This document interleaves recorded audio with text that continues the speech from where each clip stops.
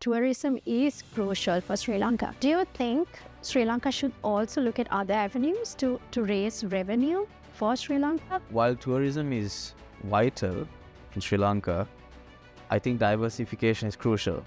But we should also remind ourselves that we are the maritime nation. That, for example, there's 300 to 400 ships passing Sri Lanka every day. They are in the global trade route. And those ships, we can offer so many services, whether it's ship repairs, whether it's dry docks, whether it's vessel provision, whether it's manpower, manning, whichever it is. I think we should focus on the fact that we are an island and we should strengthen our maritime sector. That is one important way of, I would say, bringing in more revenue for the country. And as entrepreneurs, because of all these issues we had, we are very backward, which means there's so many opportunities, so much room for growth, so much room for new entrepreneurs to come in and to innovate and dominate the market. As an entrepreneur, when you want to start something new, I think it's important to know that if you truly believe in something, you should be able to bet your last dollar on it. If you can't do it, if you can't put all in, then you know you're not sure of it. So the moment you can bet in your last dollar and you're so passionate and focused, that's when you get into the market.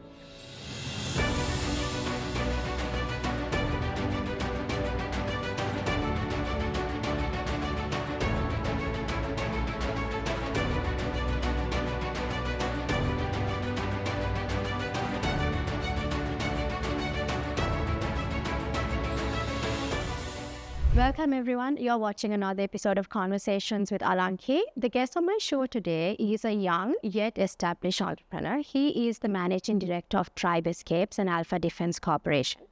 Tribe Escapes is a stunning collection of boutique hotels across Sri Lanka. So today I decided to have this conversation with Ishantha Ratnayake, not just on tourism, but also on how Sri Lanka can really reach its potential in terms of creating greater opportunities for all Sri Lankans. Welcome. Thank you for being a part of this conversation, Ishantha. So, firstly, you're a young entrepreneur into hospitality and defense. What inspired you to get into these two fields?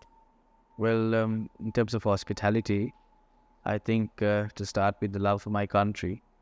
And my international studies in hospitality management helped me actually see the potential of Sri Lanka and what we can do. And tourism is one of our biggest income earners and what we can showcase our country with. So I think that is what actually made me focus more towards tourism. Sri Lanka is a country with diverse and beautiful locations and landscapes. Do you really think Sri Lanka is being marketed the way it should be? As the beautiful country it is? Well, no, personally, I feel we haven't marketed our country as a destination properly yet. I feel most of the tourists that come to Sri Lanka are mostly through referrals of other foreigners who've been here and have had a great time, as well as these small companies, tour agencies who go to OTMs, WTMs, to trade shows and showcase our beautiful destination. I think previously the administration in terms of tourism boards and all, I don't think did a great job in showcasing our country outside. Those are just my personal thoughts on it. So just putting you on the spot, what does hospitality mean to you? Well, hospitality to me is not just I would say not just villas and hotels and things by the beach. It's more of the moments that are created, the experiences that you have when you go somewhere. For example, you can be on a trip, people you're with, the service of the staff, the quality of the food, and overall the experience you get. That is what hospitality is, and that is what, those moments you remember, you recall, and you want to go again. That's why people keep traveling to different destinations, and some people keep coming back to Sri Lanka just to enjoy that moment again. I think that is what is hospitality for me, actually. So it's about creating an experience. Yes, correct. All right, so moving on to my next question, Ishantha, if you could think out of the box and do something differently to improve tourism in Sri Lanka and to attract more tourists, what should that be? Well, in terms of thinking out of the box, let's first talk about what is mainly focused on. Tourism is, for example, our beaches, the landscape, the safaris, our heritage sites. That's our focus in tourism. Right. I think we should also focus on, for example, the shipwrecks all around. There's over 100 shipwrecks all around Sri Lanka.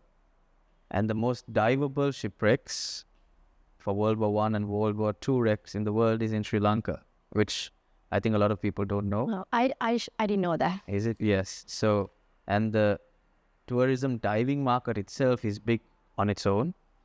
And one particular ship I would talk about is the HNS Hermes, which is the first designed aircraft carrier in the world. It's a British ship. It's also by our shore where you can dive and explore it. And I think that itself attracts people to come and dive and explore our beautiful ocean. But again, we haven't focused on it enough. We haven't marketed it enough. And I'm sure a lot of people were not aware of this fact. So that is one aspect of it. And then we also need to focus on the film industry. For example, we have India right next door to us, and they always film so many Bollywood movies. Sri Lanka is cost effective in terms of filming, and we also have the beautiful landscape, and we have everything in place for you to film here. Good news is, last week, there was a famous actor and producer, Mohanlal from Kerala. He was here for the first time, and he was filming a movie, so that's the start to it. And he was very happy, and he said he's coming back, and he's going to promote it for us as well. So it looks good for us. What are your thoughts on tourism in Sri Lanka when compared to other countries? Well, as mentioned before, we have a lot to do. But if I was to compare, the highest number of tourists we've had was in 2018, which is about 2.2 or 2.3 million tourists. Whereas in 2018, Thailand had almost 40 million tourists. Wow. So that's a big gap in the market. Of course, Thailand has its infrastructure in place and to welcome all those tourists, but we can do better than 2.2 million. We have so much to offer, whether it's the wildlife, whether it's the landscapes, whether it's a 2 to 3 hour journey and you can change the climate, whether it's the UNESCO heritage sites, the 8th wonder of the world. We have so much to offer, and we should diversify and not just focus also on the budget market, which is like 80 to 90% of the tourists that come in. We also should focus on the niche, high-end, high spenders, because we do have the infrastructure. We do have really good resorts and villas that are in the market, which we can cater to high-end.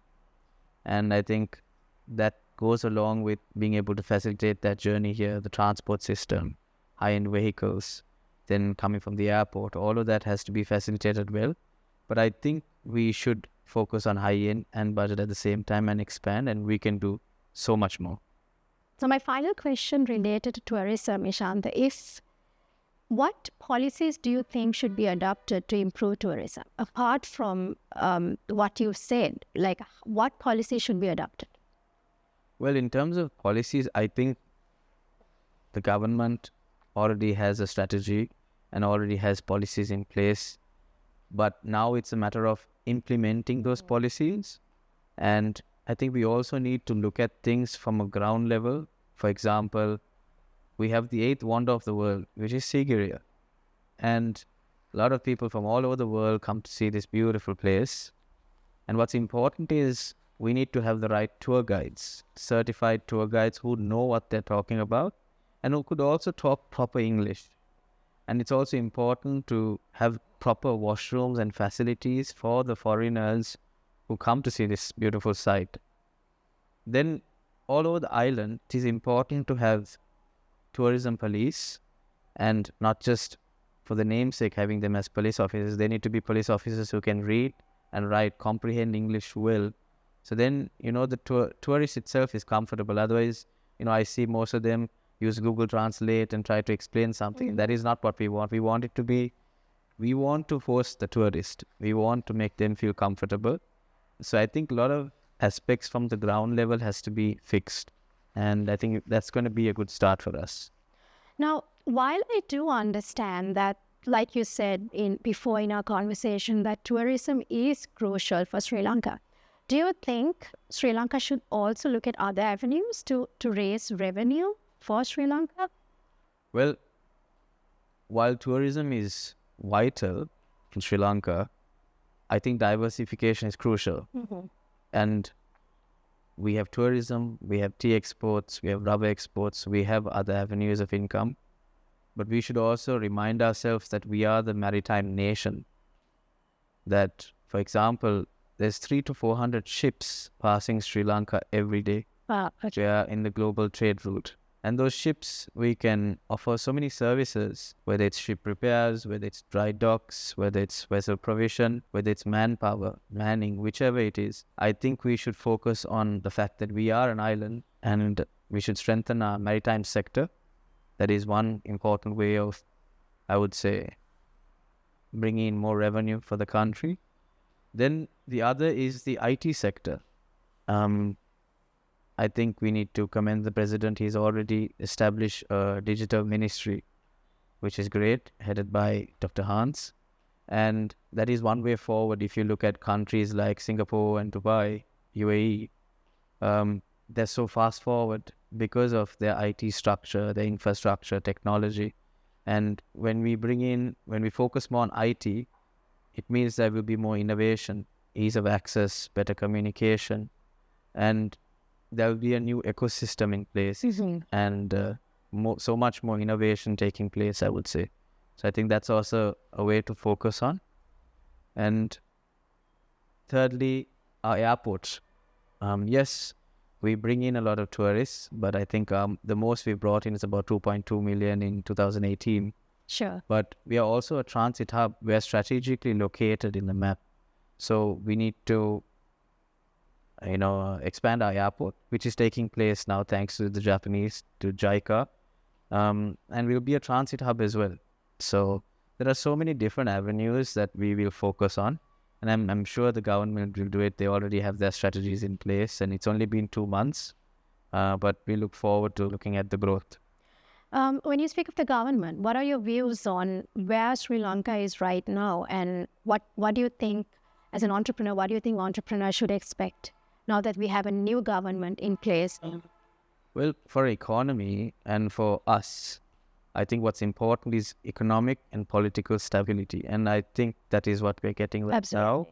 I know, again, like I said before, it's only 2 months, but I think we should respect the people's mandate and let the government do its job. And they just formed the new ministers just last week.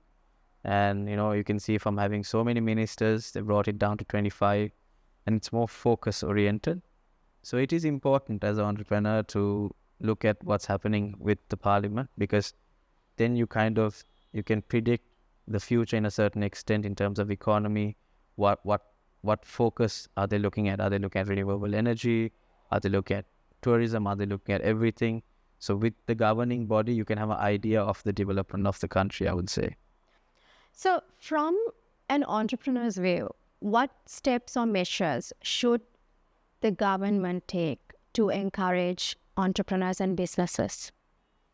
Well, I think the government should focus on their policies, their structural reforms, the education systems in terms of welcoming foreign investments, having certain tax exemptions, and having a proper fast-track approval process for investments to come in. Obviously, they have to be tender-based and done properly, but more fast-track, more streamlined, welcoming people. All right. Even for example, for a new entrepreneur, someone wants to start something new, there has to be some kind of tax benefit or some tax exemption just to get them to, okay, you know what, this is a good opportunity, let's try it out, to get that small push. Because there's a lot of bureaucracies involved right now. Correct. Which actually discourages people from starting their own business or, being an entrepreneur. So, like you said, it's about restructuring the system. So you're also into defense. Tell us about Alpha Defense. Well, Alpha Defense Corporation is a premier private security company. We focus on elite protection of high net worth individual, warehouses, real estate, post-call protection. We actively monitor houses. We do investigations. And what sets us apart is we are more similar to a private military in the sense that we only hire ex-military personnel, and our board comprises of prominent veterans in the industry. Right. Therefore, we are more focus-driven, and as a good board, they focus on world-class security solutions. So I think that's what sets it apart. And that's just two very diverse fields. You're involved in tourism and then security. So before we move on to the final question, tell me, as a young Sri Lankan, leaving aside the fact that you're an entrepreneur, what is your vision for Sri Lanka? What is my vision for Sri Lanka? Well, before that, Alanki, I just wanted to mention something. You did mention hospitality and security are two diverse fields, but I would say they work hand in hand with each other. Right. Because without security, there can't be any hospitality and tourism. So we need to protect the assets of our nation. And therefore, they are hand in hand in a way, even though they're two diverse fields. Right. Yeah. Going back to the vision of Sri Lanka. Well, again, I repeat, I'm very patriotic and I love my country. And I hope that, we all work together to grow this country, and that we can be a powerhouse in terms of trade, IT, and tourism in the world stage. That's how I would look at it. Right. And I think what's crucial is that everybody has to work together as a team. It's not a one-man job. Absolutely.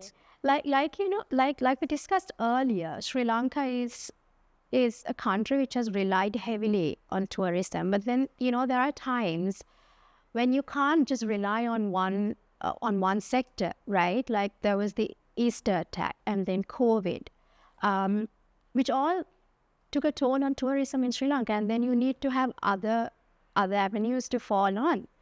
So as an entrepreneur, what message would you want to give our audience, especially to those who are watching who dream of being entrepreneurs, but are afraid of taking the leap and afraid of the risks involved?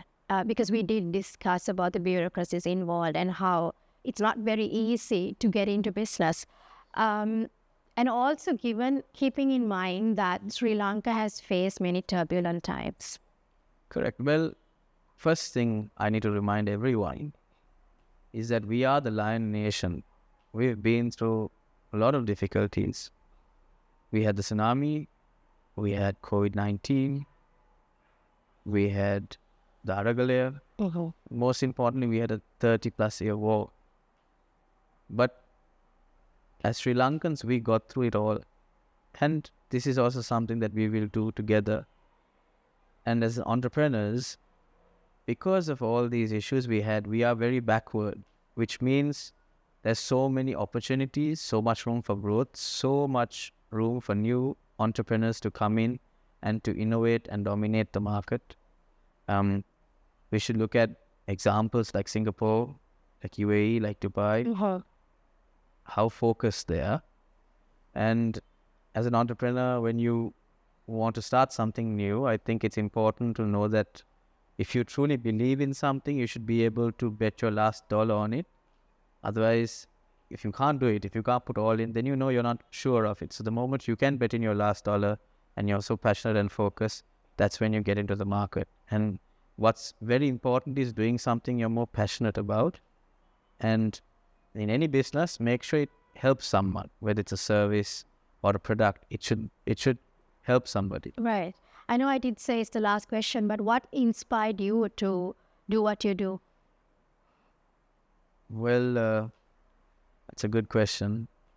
I would say I've had a lot of good examples in my life, from my father to my uncle to my godfather to my mom to my aunt. I have a lot of family members who love me and who have guided me. But I think most importantly, it's been the experiences and the exposure I've had in my life, traveling the world, meeting people, networking, and then being patriotic. I think that is what really drove me to this stage. All right. So moving on to the final question. What has this journey so far taught you? What has this journey so far taught me? That's a good question. Now you're getting me to rethink life. Absolutely. Well, more than business, I think it's life. As I said, you meet a lot of great people, you make a lot of good friends. You also lose a lot of friends in this journey. And certain businesses, certain things you want to do just don't work out. But that doesn't mean you give up. You keep trying to see what works out and what you're more passionate towards. And I think what's most important is not giving up and keeping your family and your close friends close to you. And that's it. And it's about enjoying what you do. All right. I think that's all I have to say, actually. Okay. Thank you for this conversation, Ishantha. It was nice to have a conversation with you. I usually always have conversation, at least lately. I've been having a lot of conversations with leaders, and we all hope we'll see the change that we want to see. So it was really nice to have this conversation with you and engage and to hear your thoughts on entrepreneurship and what Sri Lankans can look forward to. So thank you once again. Thank you for having me. It was a pleasure. Thank you everyone for watching. I do think, like I said before, I always engage with many leaders in these conversations. But it's also very important that we have conversations with entrepreneurs and young people who actually can think out of the box and have innovative ideas. Thanks for watching. I'll be back with a new episode. Until then, stay safe and take care.